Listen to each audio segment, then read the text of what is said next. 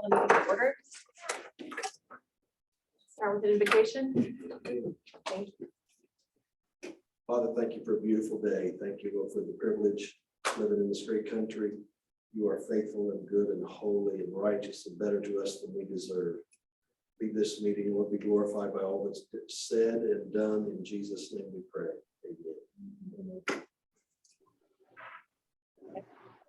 To the flag of the United States of America, to the republic that stands one nation under God, indivisible, with liberty. Do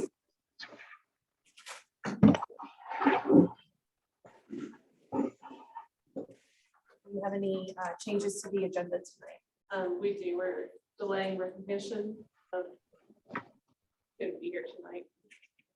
Okay, until next meeting. Next meeting.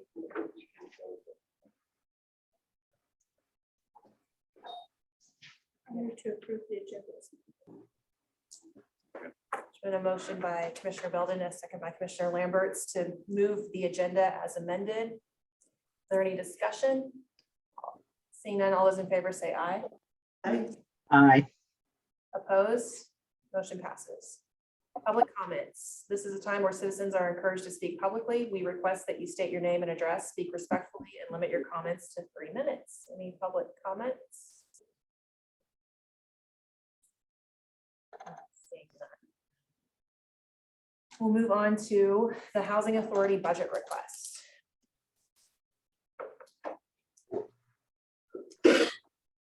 Okay, so I'm here for the Housing Authority, which oversees Cloud Village Apartments. Cloud Village Apartments provides housing for low-income, elderly, handicapped, and disabled tenants. We would like to again request the $7,200 that we got last year. Although that seems like a small amount to a lot of people, that affects our budget hugely. Since we started receiving funds from the city, some of the things we've done is we've replaced all the doors on the apartment buildings. We've replaced all the bedroom windows. We've replaced community room flooring, which was the original 1978 green carpet. So we're in the process of wrapping the exterior trim of all the buildings. So that'll be a huge savings in maintenance. We continue to have big long-term needs, which would be finishing replacing the windows. There's an additional 80 windows that would be living room, dining room, plus an additional 12 in the community room. So of course, that's a huge expense. I have applied or pre-applied for the weatherization program. They just did some revisions, in their requirements. So hopefully we would qualify for some assistance through them. Our parking lot and sidewalks are in horrible condition, cracked, heaving, not the best for elderly and handicapped people. Difficulty finding funds for that because that's a lot of money as well. We tried to think we would just do small portions at a time. We can't get anybody to even bid a small portion because it's not worth their time.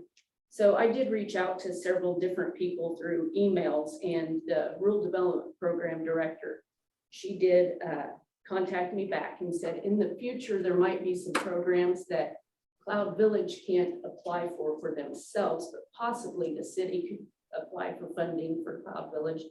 So I received an email today for a housing preservation grant. So I reached out to that loan specialist and he's going to be getting back to me. So I may be contacting the city again about some help with that. But just, we appreciate you supporting us and the funding that you have for us. Sheila, we appreciate all that you do. It's a hard Thank job. you. Thanks. Next, we have the Resource Center budget request. evening, everyone. Thank you for letting me come and chat with you for a couple of minutes. We also have asked or opted to sustain our budget at 20,000 from you if at all possible. Our numbers did go down a little in 2021, but we are still covering more than 50% of those folks being over the age of 55 and under the age of 12. So they're a very fragile population, very much in need of protection. And given the current trend of things, with food prices and such increasing as they are, we do anticipate that we will see a much larger number this year, which is not outside the realm of possibility. One thing that we are very pleased to announce, and this is the first year that we've been able to announce it in at least my 5 years of being here. I came on in August of 16. We have our first reduction in percentage of poverty or food insecurity, more accurately, for the county in the first time in 5 years. So when I first took over this office, we were at 14.8% of Cloud County being food insecure, meaning they couldn't guarantee they would get more than one meal a day. We saw that number rise to about 16.2 just right before the beginning of COVID, which we know did some serious damage to those numbers, although less so for us, frankly, than for other counties, because we were very well protected in this county. So I'm very, very grateful to let that information be well known, that caring for Cloud County did a great amount of work to make sure that our individuals stayed protected and continued to be fed. That number has since declined to a flat 15%. So we are well ahead of the curve, and for the first time in several years, we are actually standing below the average for the state, which is still running above 16%. So that little bit of decrease is a good thing, largely in part to that large amount of money that was given to us during COVID and from the associations with other agencies that continue to work on this project. We are still planning and are still sort of looking at big numbers of things like school bags, holiday baskets, all of those kind of things. We've seen a pretty good size number. In the first 3 months, we saw 365 patrons coming for food. I opted not to add April and May into that because that is when the number starts to increase pretty drastically. So May, June, and July are our busiest months. So I did not add them into the standing figure yet because I fear it will skew it just a little bit. We know those numbers will be high. So we will see lots of programming still going on. We are also seeing lots and lots of requests for crisis aid, bill pay assistance from individuals who are having a hard time keeping track of things like natural gas, water, and electric, which is one of those services provided by the Resource Center. So we are holding the norm. We anticipate no shortages. We anticipate no reason to not have food available for individuals during the year, despite the coming sort of unknownness of the trend. We anticipate being able to hold that and even keel with just a little bit of help with our regular budget. So that is our plan. We've been very fortunate that we've been able to get a lot of local grants and a lot of local support from our community to make sure that we continue to have those dry goods, things that we can put aside and hold on to for a long amount of time. And we will continue to do that. And so this allows us to work on further programming to address other issues of poverty. It allows us to look at things like cooking classes, budgeting classes, and expand those so that we can hopefully reach more people and allow more people to get outside of that range of their food insecurity, if at all possible. So thank you for letting me come and talk to you. If you have any questions, please let me know. Thank you guys for all that you do and for letting us come and chat with you for a few minutes tonight. That's all that I have.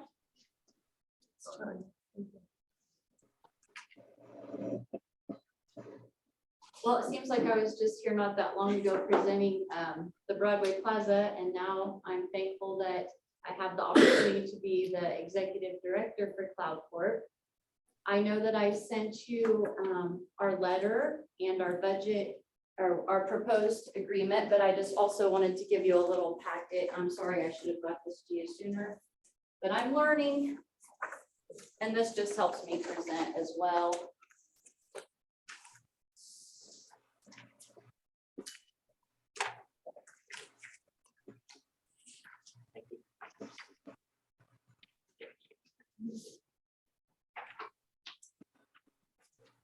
So when we look at, I know that I visited with Kim. I wanted to make sure I was going in the right direction with speaking with you tonight.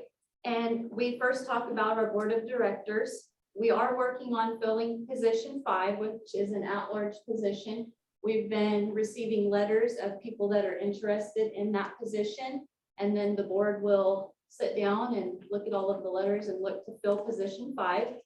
We've reached out to the chamber, trying to get that position filled. I visited with Wendy about the city of Clyde. And our vice president position, we do have a board member that has said that he will fill that position. We just need to move and vote on that here real soon. The next page is the budget. Not much really changes from year to year. don't know if there's any questions on the budget, but I do know I needed to present that to you as far as where we are and what we do.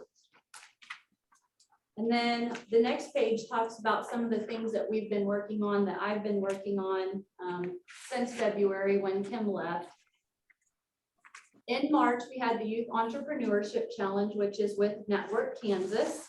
And then we had a team that did qualify for the Kansas Entrepreneurship Challenge that was held at K-State. This is a great program that's part of Network Kansas that's going to hopefully, we want to start doing more with that. We want to get more high schools in the county involved and possibly start seeing an event held at the college as well. And they also have a college level competition with the Entrepreneurship Challenge. And what it does is it sparks kids to get ideas of how they can be successful in their rural communities and see that it's a possibility to come back and be successful with things that their hearts desires.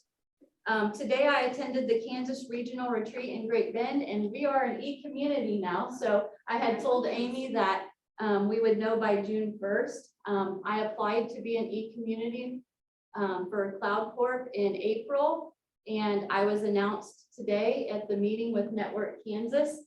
E-community, it's a loan gap.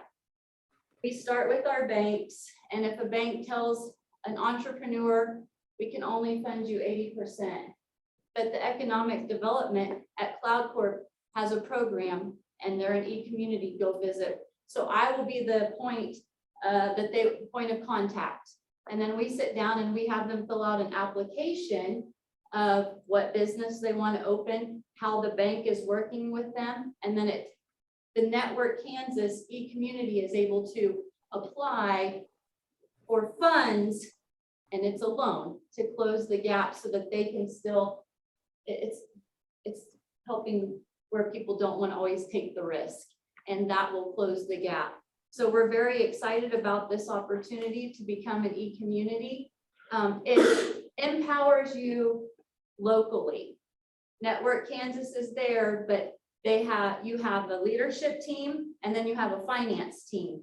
So it's kind of like our Get in the Cloud grant. They have to apply through our office. They have to go through a committee and present. And then if our team approves and says, yep, we think this is a good loan, then we send it on to Network Kansas and they get the final say. So very exciting. Network Kansas is not a bank. They're not in it for the profit. They're just in it to empower the local little people that need the extra help in closing the gap. Project Little Rascals, last year, I was able to sit in on meetings with Kim as far as helping daycares get started. I know it's still a huge concern statewide as well as housing. I have visited with some individuals in the county, and with Betty Johnson, with Dane Hansen, I'm planning to schedule a daycare county-wide meeting with Betsy Waring and start finding out what we can do to try to move, because we know that's a key to help people come and settle into our smaller towns and come home. State of Kansas, I have done some site submittals with the Department of Commerce, so that's continuing. And then we've got our housing study that we're working with the city of Concordia. We have a meeting tomorrow, and I'm excited to see what results that we get and where we go from there. But I am thankful for how the city does bring 1/3, and that's what we're here to ask. We're not asking to go up any, we're asking for the 58, which the 55,000, and then the 3,000 for the small business development courses. And that is in order for the people that want to start businesses, that need the classes to apply for Get in the Cloud if they're not current business owners, as well as it keeps it private. And that's why we use that as funding to keep it private. The last page I included are Broadway Plaza events that are coming up in June. I am honestly shocked. This Facebook post of this exact flyer has 5,000 views, and I have not even boosted the post. It's amazing. It's exciting. Great things are happening.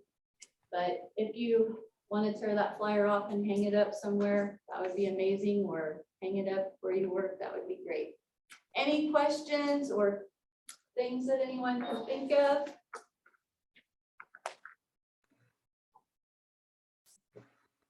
Well, thank you for your time tonight. I appreciate it. Thank you. We'll move on to the action agenda for the minutes of the May 18th, 2022 meeting.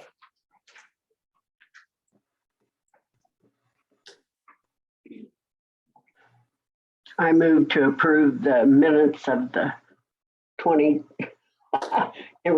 can't see it, of the May 18th, 2022 meeting.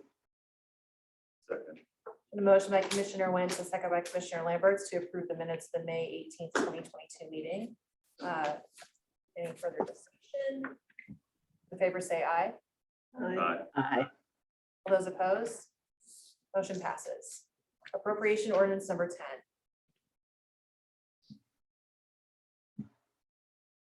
Move to approve appropriation ordinance number 10.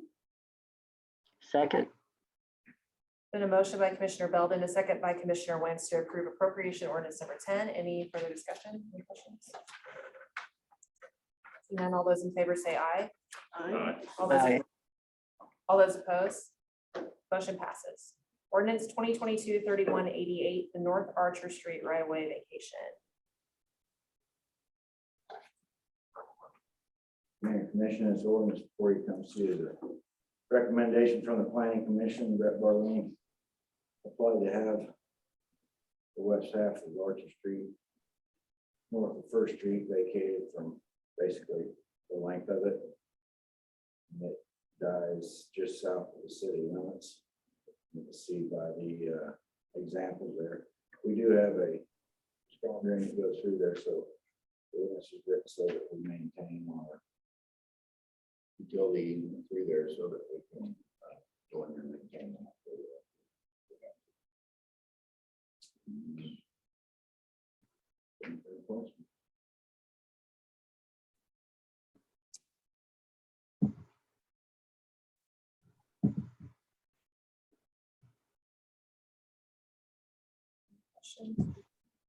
I'd move to approve ordinance 2022-3188. Second. It's been a motion by Commissioner Lambert, second by Commissioner Hash to approve ordinance 2022-3188. Any other discussion? Not all those in favor say aye. Aye. All those opposed, motion passes. Thank you. Parks and Rec vehicle bid. As you recall, a few weeks back, I was letting you know I was gonna send out bids for a park and rec vehicle and another parks vehicle to replace. Each one were being replaced. The only bid we got back was for the Parks and Rec, the midsize version from Chevy.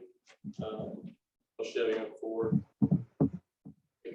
I took the bids out to find the vehicle, and they still haven't found the full size yet. But the Chevy was fortunate enough to, maybe lucky enough to get a hold of this one and is on site and ready to go. So I would move to, or ask the commission for the approval of the purchase of the Concordia Chevrolet Buick Colorado, which is brand new. And will replace the minivan. Is it gonna be handier than a van? The truck?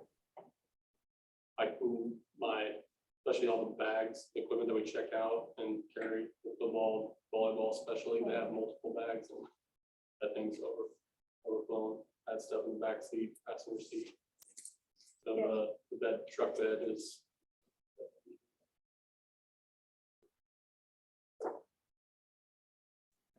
I would move to approve the purchase of the 2022 Chevy Colorado from Concordia Chevrolet for $31,126.60.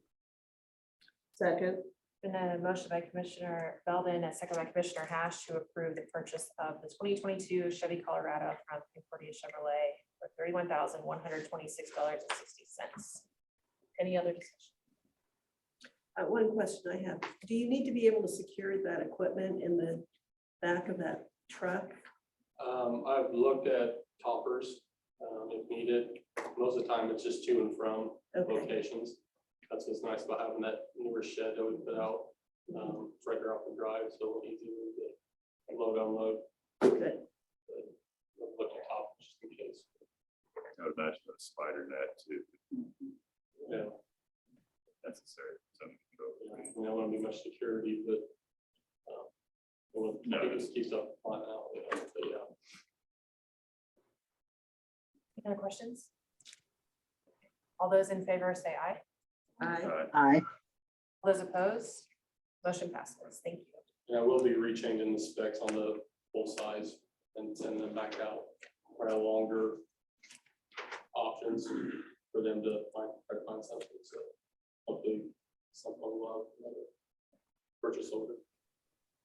Okay, so, sorry. The full size, for the parks, Oh, right, okay. that they couldn't find yet in our time frame. So I'll be sending out bids for that. And I have to open it up. We'll just see what they think too, so, that's hard to find a truck. yeah.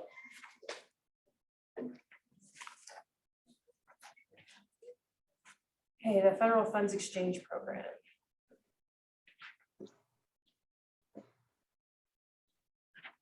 So the federal funds exchange program, basically what this is in a nutshell, the Kansas Highway Association gives money to each state, and the state divvies out money to the cities. And it's exchange rate at 90 cents on a dollar.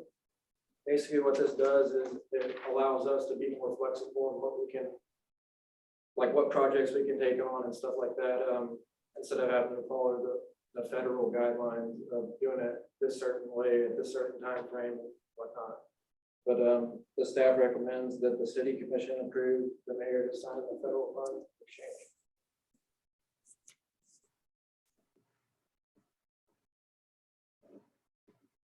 Move to authorize the mayor to sign the request to exchange federal funds in the amount of $72,157.38 to apply for reimbursement of $64,941.64 using the 9th Street overlay project completed in 2021. Second. And a motion by Commissioner Lambert, a second by Commissioner Wentz. Is there any further discussion? All those in favor say aye. Aye. Aye. All those opposed? Motion passes. Thank you. We're to reports. This week I was attempting to take a vacation week. It doesn't always go as planned. So I don't have any prepared remarks, but I'm happy to answer any questions.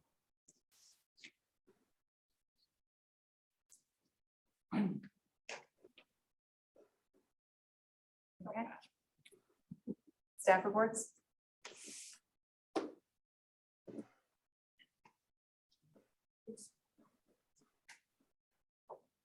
Okay, Mayor Commissioner comments. Marcia, can we start with you? I don't have anything. Thank you. I have on good faith reports that the pool is being enjoyed. So I'm excited to have that open. Summer's here. I don't have anything. I don't have anything either. So I guess that's it. So we'll look for a motion for executive session. I move that the city commission recess into executive session to discuss employment personnel issues pursuant to the non-elected personnel matter exception KSA 754319B1 with Amy Lang and Justin Carroll in attendance, and reconvene in the city commission chamber at 6:05 p.m. Second. Motion by Commissioner Lambert, a second by Commissioner Hash to move into executive session. Any discussion? All those in favor say aye. Aye. Aye. Opposed, nay.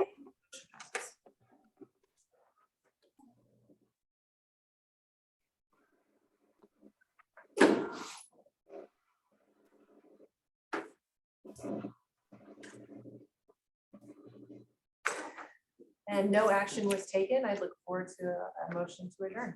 So moved. Second. So a motion by Commissioner Lambert, second by Commissioner Hash to adjourn. All those in favor say aye. Aye. All those Aye. opposed? We're adjourned. Bye, Marcia. Goodbye.